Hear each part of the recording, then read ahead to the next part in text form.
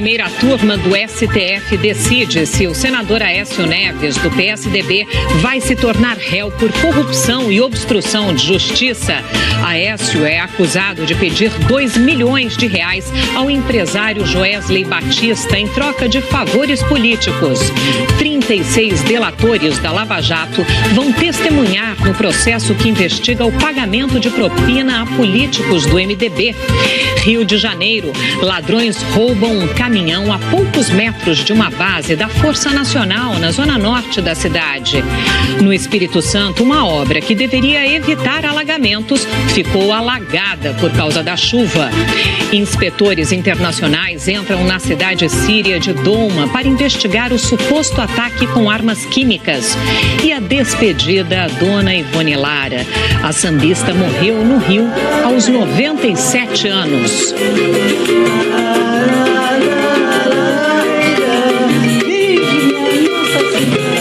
O Jornal Hoje está começando. A primeira turma do Supremo Tribunal Federal vai começar a decidir daqui a pouco se o senador Aécio Neves, do PSDB, vai se tornar réu por corrupção e obstrução de justiça. Então, nós vamos direto ao vivo a Brasília falar com a nossa repórter Gioconda Brasil, que está acompanhando tudo. Gioconda, boa tarde para você. Oi, Sandra, boa tarde a você, boa tarde a todos. A primeira turma é formada pelos ministros Marco Aurélio Mello, que é o relator, Luiz Roberto Barroso, Luiz Fux, Alexandre de Moraes e Rosa Weber. Na semana passada, o ministro Marco Aurélio liberou o caso para a análise da turma. Ele já tinha determinado a quebra dos sigilos bancário e fiscal do senador. Aécio Neves foi denunciado por corrupção passiva e obstrução de justiça por tentativa de atrapalhar as investigações. Na semana passada, a defesa de Andréia Neves, que é irmã do senador e que também foi denunciada, pediu para que o julgamento fosse adiado para o dia 24 de abril, mas o ministro Marco Aurélio recusou o pedido. A sessão da primeira turma está marcada para começar às 14h. A denúncia foi apresentada em junho do ano passado pelo então Procurador-Geral da República, Rodrigo Janot. Além de Aécio e Andréia Neves, também foram denunciados pelo Ministério Público Federal o primo deles, Frederico Pacheco de Medeiros, e Menderson Souza Lima, ex-assessor parlamentar do senador Zezé Perrella, do MDB de Minas.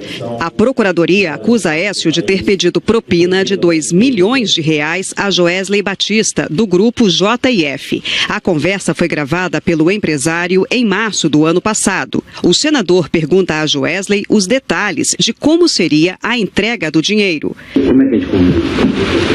Tem que ver. Você vai lá em casa, o Fred. Se for o Fred, eu ponho um menino meu pra ele. Se for você, sou eu. Tem que ser entre dois, não dá pra ser. Tem que ser um que te mata ele, né? A entrega do dinheiro, em espécie, foi feita na sede da JBS pelo executivo Ricardo Saldi, em parcelas de R$500 mil. Frederico Pacheco, conforme o combinado, foi quem pegou o dinheiro. As imagens mostram também a hora em que Menderson Souza Lima pega parte do dinheiro com Frederico. A defesa de Aécio Neves alega que o dinheiro era um empréstimo para pagar advogados e não propina. Ontem, divulgou nota em que atacou o Ministério Público e pediu as provas. Disse que é imprescindível que o pedido de acesso a provas seja aceito pelo Supremo Tribunal Federal, uma vez que esses elementos podem comprovar a ilegalidade de provas e das armadilhas arquitetadas contra o senador com a participação de membros do Ministério Público Federal. Na sequência, o senador deu entrevista e repetiu que houve armação contra ele. Era impróprio, sim, mas no momento de dificuldade cometi esse erro, mas não cometi qualquer crime, qualquer ilegalidade. Não existe dinheiro público envolvido. Ninguém foi lesado, a não ser eu e minha família, com as consequências que vocês conhecem. Ali, sim, havia um enredo preparado, pré-determinado, conduzido por esse cidadão que recebe depois os benefícios que assombraram todo o país. A Procuradora-Geral da República também se manifestou na véspera do julgamento. Raquel Dodge enviou aos ministros memoriais para sustentar as acusações contra Aécio Neves e os outros 3 denunciados. Ela pediu que o STF aceite a denúncia contra o senador. A procuradora destacou a existência de provas como gravação de conversa entre o empresário e o senador, em que Aécio confirma o pedido de dinheiro feito por Andréa Neves e sugere meios para esconder a transação. Dodge rebateu os argumentos da defesa, para quem a delação dos executivos da JF não é válida. Percebe-se claramente que a defesa usa argumentos inconsistentes para introduzir conclusão equivocada, que lhe beneficia. Para a procuradora, o questionamento sobre a conduta dos delatores não retira a validade das colaborações, pois elas continuam a ser manifestações livres e conscientes de vontade dos colaboradores. O senador é investigado em 9 inquéritos no Supremo. Se a denúncia for aceita, Aécio Neves vai se tornar réu pela primeira vez e responder a uma ação penal. A defesa de Andréa Neves disse por telefone que ela não praticou nenhum crime e que só existe a palavra de um delator contra ela. O advogado de Menderson Souza Lima disse por telefone que a denúncia é excessivamente genérica e não descreve a conduta atribuída ao cliente dele. Nossa produção não conseguiu contato com a defesa de Frederico Pacheco de Medeiros. 36 delatores da Lava Jato serão ouvidos como testemunhas no processo que investiga o pagamento de propina a políticos do MDB. 2 amigos do presidente Michel Temer e integrantes do partido são réus no processo. A reportagem é de Camila Bonfim, de Brasília.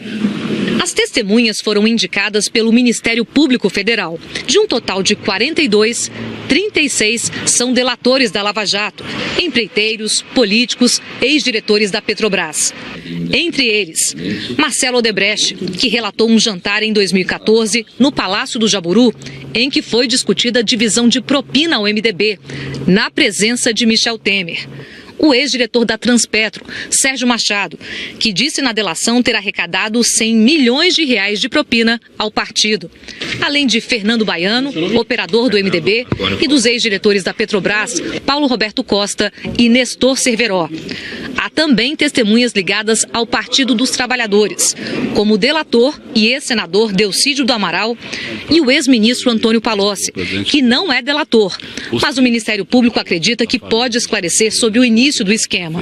O MP diz que os desvios começaram com um PT, que depois se associou a outros partidos, como o MDB.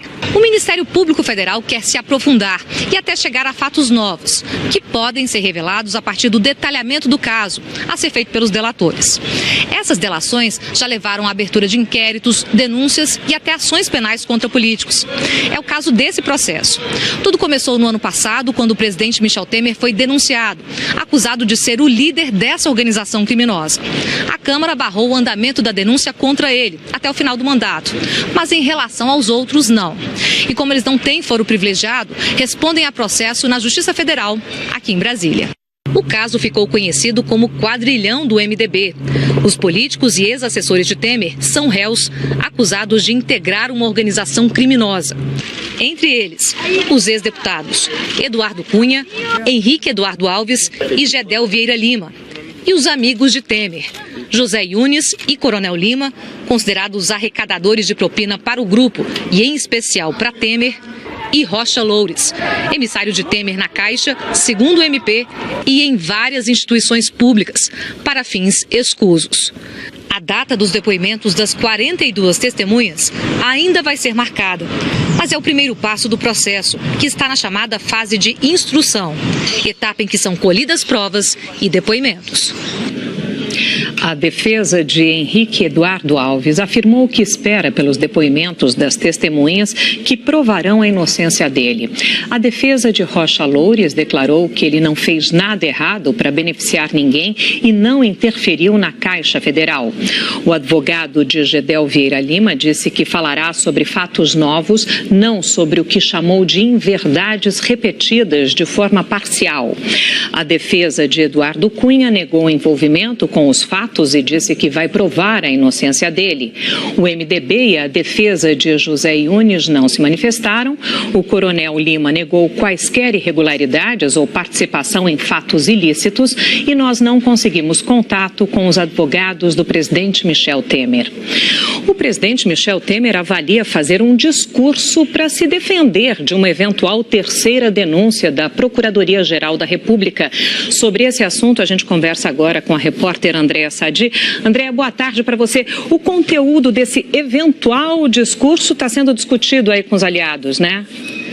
Oi, Sandra, boa tarde para você, boa tarde a todos. Exatamente, é isso que o Palácio do Planalto discute. O presidente Michel Temer avalia fazer um discurso político com seus aliados, seus advogados, seus ministros, desde a semana passada, já se preparando para essa eventual terceira denúncia da Procuradoria-Geral da República.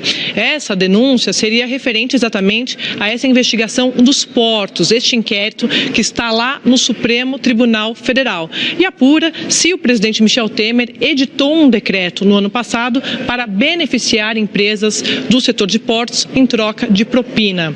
A expectativa no Palácio do Planalto, então, é que o Ministério Público ou nos próximos dias apresente essa nova denúncia ou peça mais investigações.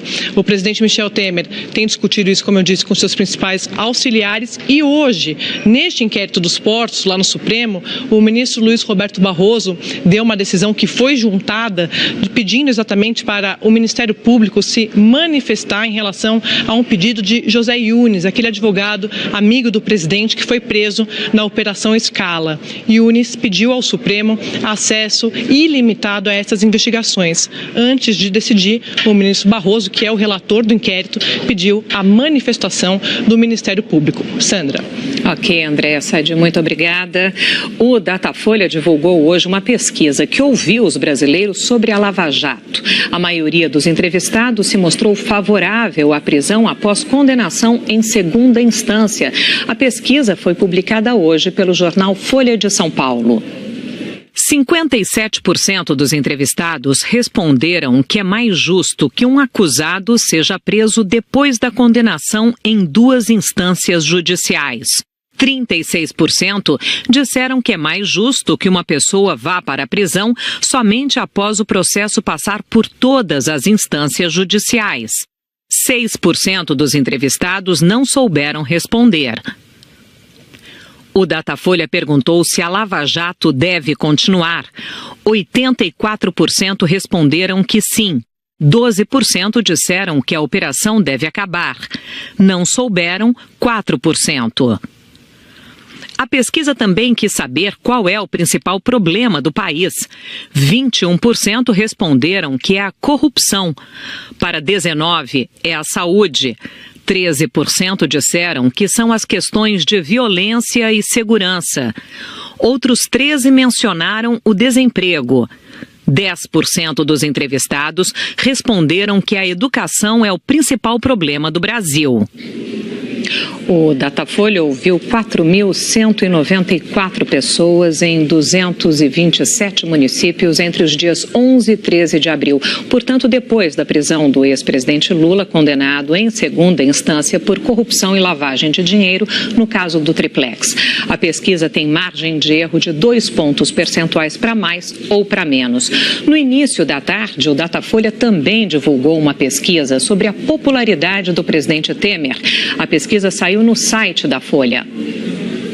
Em novembro do ano passado, 5% dos entrevistados consideravam o governo ótimo ou bom. Em janeiro, 6%. Agora, de novo, 6%. Em novembro, 23% consideravam o governo regular. Na pesquisa seguinte, 22%. E agora, 23%. Em novembro, 71% dos entrevistados consideravam o governo ruim ou péssimo. Em janeiro, o número oscilou para 70%, número mantido agora. Em novembro, 1% não sabia ou não respondeu. Depois, 2% e agora voltou a 1%. Também nessa pesquisa, o Datafolha ouviu 4.194 pessoas em 227 municípios entre os dias 11 e 13 de abril. A pesquisa tem margem de erro de 2 pontos percentuais para mais ou para menos. Pela segunda vez em pouco mais de 3 meses, uma mesma área do Rio de Janeiro foi o cenário de um crime que se tornou comum no estado, o roubo de cargas. A reportagem é de Renata Capucci. O dia ainda estava amanhecendo e o flagrante do Globocop mostrava que o caminhão-baú carregado de eletrodomésticos já estava em poder dos bandidos armados dentro do complexo da Pedreira, na zona norte do Rio. Nós recebemos informações através das redes sociais de que esse caminhão chegou junto com 2 equipes de bandidos, eles chamam de bondes, 2 bondes. A carga começou a ser retirada do caminhão. Foi transferida para um outro menor, para este carro branco que chegou em seguida e ainda para um cinza parado mais atrás. O que causa espanto é que toda essa ação aconteceu praticamente ao lado de uma base da Força Nacional. Nas imagens aparecem vários policiais, 2 carros e um blindado. Minutos após o assalto, o Globocop filmou os funcionários da transportadora pedindo ajuda aos agentes. Quase 1 hora depois, a polícia militar chegou à favela.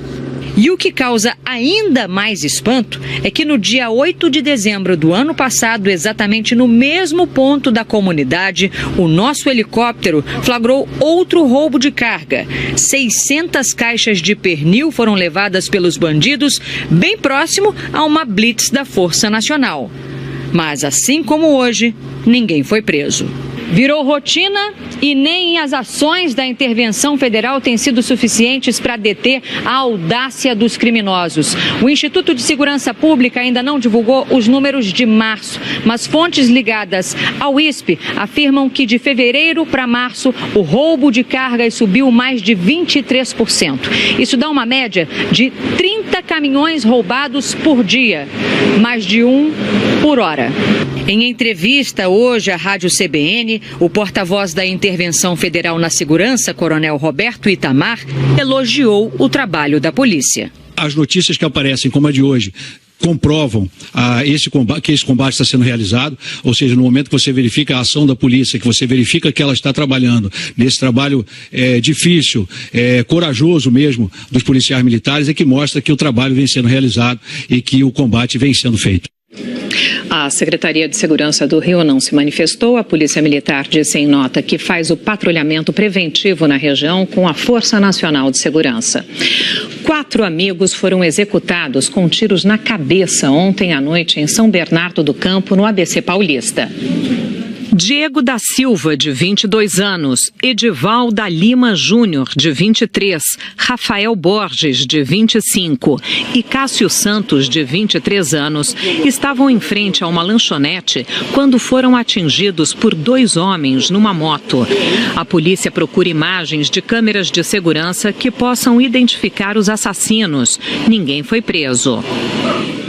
Ainda é grave o estado de saúde do adolescente de 17 anos que foi baleado ontem em Queimados, na Baixada Fluminense. Testemunhas contaram que os criminosos passaram de carro atirando. Outros 2 adolescentes, uma criança e um rapaz de 21 anos, também foram baleados. A polícia investiga se o ataque foi realizado por traficantes da comunidade São Simão, em represália à milícia local.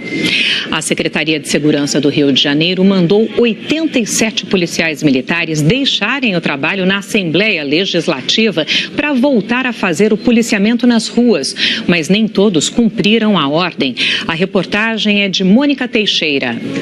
Assembleia Legislativa do Rio e Secretaria de Segurança do Estado numa queda de braço, o que provocou a disputa entre a presidência da Alerj e o secretário de Segurança foi o pedido para que 87 dos 146 policiais cedidos para a Alerj fossem deslocados para reforçar o efetivo que trabalha nas ruas.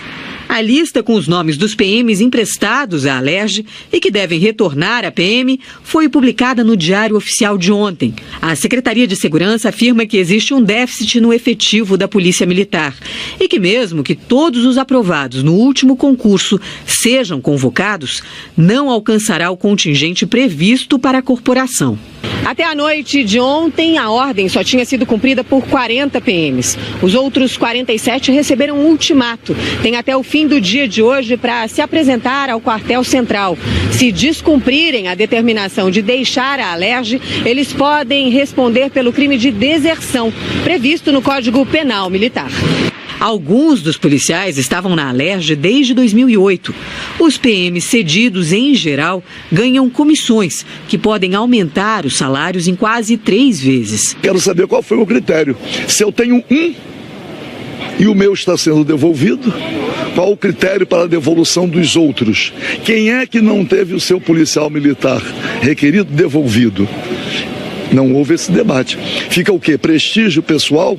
O deputado Luiz Paulo Corrêa da Rocha, do PSDB, que não tem PMs à disposição, diz que é a favor da devolução de todos os policiais. O Poder Legislativo deveria devolver os 146 policiais militares e os deputados que se sentissem ameaçados requisitassem diretamente ao secretário de Segurança a sua segurança específica. Os 12 policiais que trabalham para o gabinete do deputado Paulo Melo, do MDB, preso desde novembro, também estão na lista. A Alerj disse que a convocação dos servidores cedidos é uma prerrogativa do órgão ao qual eles pertencem e que o retorno é de responsabilidade do próprio policial, não havendo qualquer ação da Alerj no sentido de impedir esse processo. Diz também que a Assembleia não teve ingerência na elaboração da lista de PMs convocados. A Secretaria de Segurança afirmou que o critério adotado na escolha dos policiais que devem deixar a Alerj foi a aptidão para serviço prestado nas ruas. No Espírito Santo, uma obra que deveria evitar alagamentos foi alagada por causa das chuvas. A reportagem é de Mário Bonella. A estação Sítio Batalha, construída há pouco mais de um ano em Vila Velha, ficou assim, cheia d'água. A um custo de R$2.400.000, a prefeitura disse que houve um erro na construção e que a estação foi feita abaixo do nível adequado. Nós identificamos esse problema e esse problema, em cima do que a gente identificou em termos de projetos, nós vamos estar corrigindo, porque não é concebível a estação paralisar, porque o canal, ele transbordou. Este morador que teve a casa invadida pela enchente não se conforma que a estação de bombeamento não resista à chuva. Imploramos para essa estação funcionar, lutamos, brigamos, e hoje que tem, não funciona. Hoje de manhã voltou a chover em alguns momentos e ainda há pontos de alagamentos na Grande Vitória. A Defesa Civil está em alerta para evitar deslizamentos porque o solo está muito encharcado. O comércio estima um prejuízo de R$20 milhões e muita gente ficou a noite toda tirando água de dentro de casa. Haja balde para tirar tanta água. No quintal, na cozinha, até no quarto. Seco só ficou o colchão sobre a cama e nele o bebê recém-nascido ilhado na casa cheia d'água. Não só minha filha, minha esposa foi cesariana, tá cheio de ponto, tem que entrar em contato com essa água, não pode. Essa preocupação maior. Nesta creche, lama por todo lado. Em Cariacica, 17 pessoas foram se abrigar nesta igreja. Poxa, entrou no meu guarda-roupa que eu não paguei nem a primeira prestação. Não tem como, eu já não aguento mais essa vida. Para vencer a dificuldade, solidariedade. Já começaram a chegar doações. Eu separei tudo que eu pude, entendeu?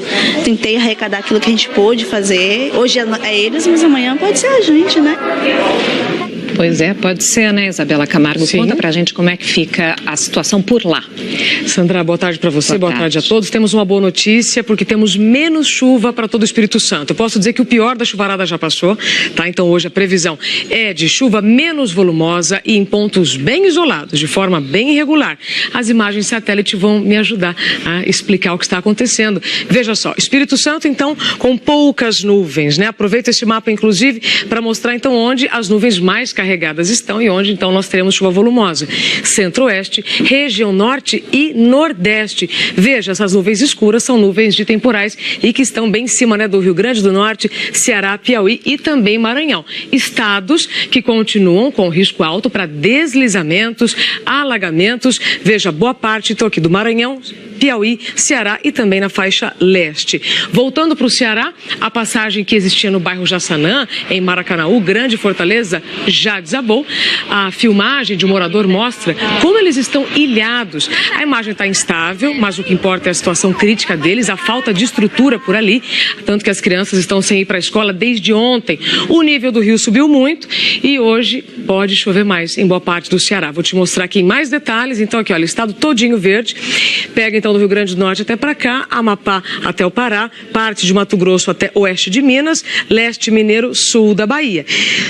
Toda a região sul, praticamente, interior de São Paulo, área central de Minas, Bahia, até o interior do Nordeste, hoje fica com o tempo firme. Sandra, onde eu não mencionei, pancadas de chuva mais isoladas. São Paulo e Rio amanheceram geladas as cidades. Você sentiu frio? Muito. E como é que fica agora? Podemos esperar um pouquinho mais de calor do que foi registrado ontem. O vento continuou soprando frio do mar, tá certo? Mas é o seguinte, mais cedo a mínima de São Paulo foi 15,7 no termômetro. Na pele, apenas 10 graus. E aí mais tarde, então, nós teremos 23. No Rio de Janeiro, mais cedo fez 16,2, mais tarde, então, 28. Eu destaco os 24 para Brasília, Florianópolis, 30 para Salvador e também em Manaus. E aí, para encerrar, preciso te contar que a Marinha emitiu alerta hoje do Espírito Santo até a Bahia, Sandra, com risco de ressaca, então, em todas essas praias. Bom aviso. Muito obrigada. Até amanhã. A explosão num posto de combustíveis deixou 5 feridos em São Paulo. A explosão foi às 9h10 da manhã. Toda a área ao redor do posto, na Avenida Imirim, na Zona Norte, foi isolada. Vários prédios ao redor foram danificados. Um deles é uma escola que liberou os alunos. Das 5 vítimas, uma sofreu apenas uma contusão no joelho. As outras foram levadas para hospitais. O posto foi interditado pela Defesa Civil. Nós ainda não tivemos acesso às informações sobre o estado de saúde das vítimas. A causa da explosão está sendo investigada pela Polícia Civil. Vai ser enterrado daqui a pouco em São Paulo o economista Paul Singer, que morreu ontem à noite. Ele recebeu o diagnóstico de Alzheimer no ano passado e passou os últimos meses mais recluso. Paul Singer tinha 86 anos e estava internado no Hospital Sírio-Libanês. Veja com Alberto Gaspar. O corpo de Paul Singer está sendo velado no cemitério israelita do Butantã, em São Paulo, onde será sepultado às 2h30 da tarde. Singer nasceu na Áustria em 1932. Aos 8 anos veio para o Brasil com a família, fugindo da perseguição nazista aos judeus. Formou-se eletrotécnico em São Paulo, foi trabalhar numa empresa de elevadores e ingressou no movimento sindical como metalúrgico. Filiado ao Partido Socialista Brasileiro, ele se formou em economia na USP e se tornou professor da universidade. Em 1968, foi aposentado compulsoriamente, juntamente com outros professores perseguidos pelo regime militar, como Florestan Fernandes e Fernando Henrique Cardoso. Passou a lecionar na PUC de São Paulo. Paul Singer integrou o SEBRAP, Centro Brasileiro de Análise e Planejamento, que reuniu acadêmicos importantes na resistência à ditadura. Entre seus livros, destacam-se Desenvolvimento e Crise, A Crise do Milagre e Introdução à Economia Solidária. Ele era uma pessoa assim muito querida por todos os que trabalharam com ele, os seus colegas professores em todas as universidades, os seus estudantes. Uma pessoa tão querida, um exemplo de ser humano para todos nós brasileiros. Juntamente com outros intelectuais, Paul Singer participou da fundação do Partido dos Trabalhadores em 1980. Ele foi secretário de Planejamento da Prefeitura de São Paulo, na gestão Luiz Erundina, e secretário nacional de Economia Solidária, nos governos Lula e Dilma. Deixou o cargo em 2016, já no governo Temer. No mesmo ano, a secretaria foi extinta. No homenagem da USP, quando completou 80 anos, o professor declarou: "Só sou o que sou graças a vocês. Não estou retribuindo. É que o mundo anda junto." Privilégio de ter tido um grande pai, né? Uma pessoa maravilhosa. Tudo que ele demonstrava para fora era exatamente o que ele era na intimidade, né? Uma pessoa íntegra e cuidadosa, atenciosa. Especialistas internacionais da Organização para a Proibição das Armas Químicas entraram hoje na cidade síria de Douma. A informação foi divulgada pela TV estatal síria. A gente vai direto a Nova York falar com o nosso correspondente por lá, Tiago Eltz, que tem mais informações. Tiago, boa tarde para você. Oi, boa tarde para você, Sandra, boa tarde a todos. Finalmente, 10 dias depois do suposto ataque químico, os investigadores internacionais conseguiram chegar a Douma. E a expectativa agora é sobre o que eles podem encontrar lá. Lembrando que a missão é para tentar comprovar se houve ou não um ataque químico, mas depois de tanto tempo, os franceses dizem que as provas já podem ter desaparecido. E o representante americano na OPAC diz que a Rússia já pode ter alterado o local, algo que a Rússia nega. A demora para chegar à cidade também gerou troca de acusações. A OPAC reclama que russos e sírios atrasaram a chegada dos inspetores, que estavam em Damasco desde sábado já. Os russos alegam que o atraso foi por causa dos bombardeios de Estados Unidos, França e Inglaterra, e também porque foi preciso retirar minas e destroços das estradas. Informações contraditórias também entre os próprios americanos, em ações que envolvem um conflito na Síria. No domingo, a embaixadora na ONU, a Nikki Haley, foi à TV aqui e anunciou que, além dos bombardeios, os Estados Unidos iam também implementar novas sanções contra empresas russas que teriam, de alguma forma, financiado o programa de armas químicas sírio. Aí, chegou a segunda e a Casa Branca disse que não era nada disso, que os Estados Unidos estavam estudando, sim, sanções, mas não tinham tomado nenhuma decisão. E Trump passou por cima da embaixadora e engavetou as novas medidas, Sandra. Ok, Tiago Eltz, muito obrigada. A China teve crescimento ligeiramente acima do esperado pelo mercado no primeiro trimestre deste ano. O crescimento foi de 6,8% na comparação com o mesmo trimestre de 2017. É o mesmo do trimestre anterior, de outubro a dezembro. O consumo interno, as exportações e os investimentos imobiliários são o que mais impulsionam a economia chinesa. Embora muito alto, esses índices são inferiores aos registrados alguns anos atrás, 10,2% em 2006, 11,9% em 2007 e 10,3% em 2010, anos em que o PIB chinês ficou acima de 2 dígitos. Para o Brasil, a previsão de crescimento em 2018, segundo o FMI, é de 2,3%. O índice foi divulgado hoje. Para o ano que vem, o FMI prevê um crescimento de 2,5%. Os dois índices são superiores aos previstos pelo mesmo FMI no começo desse ano. A reavaliação se deve a possíveis vantagens que o Brasil pode ter por causa da guerra comercial entre a China e os Estados Unidos. O Solidariedade lançou ontem em São Paulo a pré-candidatura à presidência da República do ex-ministro nos governos Lula e Dilma, Aldo Rebelo. Ele se filiou ao partido no início do mês. No discurso, Aldo Rebelo disse que o grande desafio do Brasil é voltar a crescer para gerar emprego, reduzir as desigualdades e criar oportunidades. Ele também defendeu mais tolerância na política. O que eu acho importante marcar numa campanha nossa é a defesa da democracia, defesa da liberdade, defesa dos direitos políticos. Nós vivemos uma sociedade de intolerância, de linchamento. Os acusados de qualquer crime respondem perante a justiça.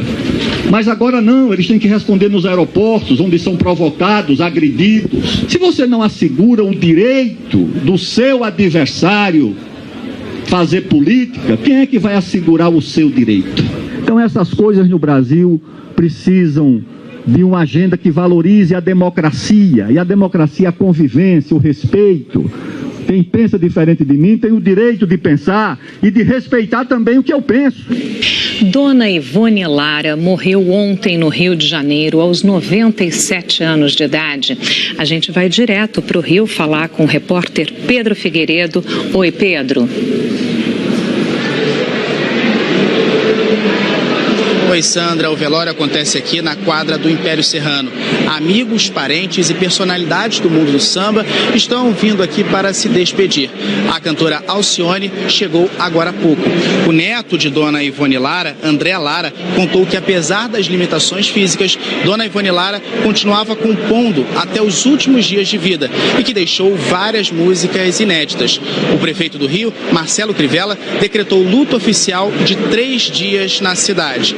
O enterro vai ser logo mais às 3h30 num cemitério na zona norte do Rio. A paixão de Dona Ivone Lara pela música veio de casa, como mostra a reportagem da Flávia Januzzi. Eu vim de lá pequenininho. Ivone Lara da Costa aprendeu cedo a amar a poesia dos versos, o improviso, o samba. Aos 12 anos, compôs a primeira canção, Tiê Tiê, inspirada no passarinho que ganhou dos primos. Me dediquei ao Tiê de tal maneira que eu comecei a fazer versinhos do Tiê. É Tiê, Tiê, olha lá, oxa. A mãe era cantora de rancho, o pai, violonista. E o tio, com quem foi morar depois da morte dos pais, tocava violão de 7 cordas e fazia parte do grupo de chorões, que reunia donga e pixinguinha. Virar sambista no universo dominado por homens não foi fácil. Ela compunha, mas era o primo quem assinava. O talento de Ivone Lara foi maior do que o preconceito. Quero sentir nas asas do infinito minha imaginação. Ela foi a primeira mulher compositora de samba enredo. Ajudou a fundar o Império Serrano, a Escola do Coração, e em 1965 entrou para a ala de compositores do Império. Por mais de 30 anos, Dona Ivone foi também a enfermeira Ivone, servidora pública que trabalhava num sanatório. Trabalhei com doentes mentais durante 37 anos, como enfermeira durante 8 anos. Compôs mais de 100 sambas e lançou 15 discos. O primeiro LP só veio aos 50 anos, produzido por Sargentelli e Adelson Alves. Levou o samba para rodar o mundo e foi gravada por quase todos os grandes nomes da nossa música. Sonho meu,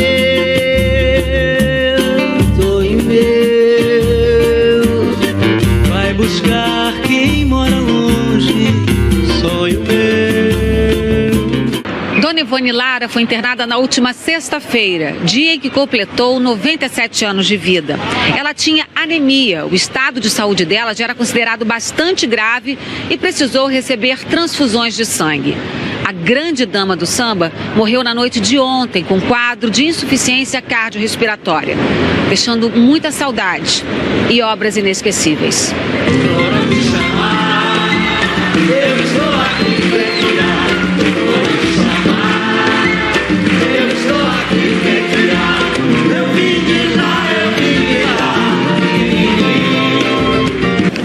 Minha mãe foi uma mulher valente, corajosa, nos passou muita coisa boa. O seu carinho, o seu amor que ela escrevia, aquelas letras, ela vai deixar tudo de bom. Só não vai aproveitar quem não quiser. A mulher de voz intensa e de poesia na alma foi se juntar a outros bambas numa roda de samba no céu.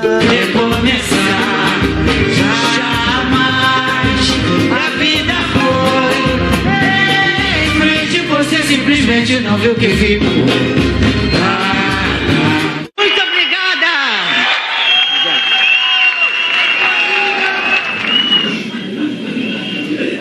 Sorrindo, ela partiu.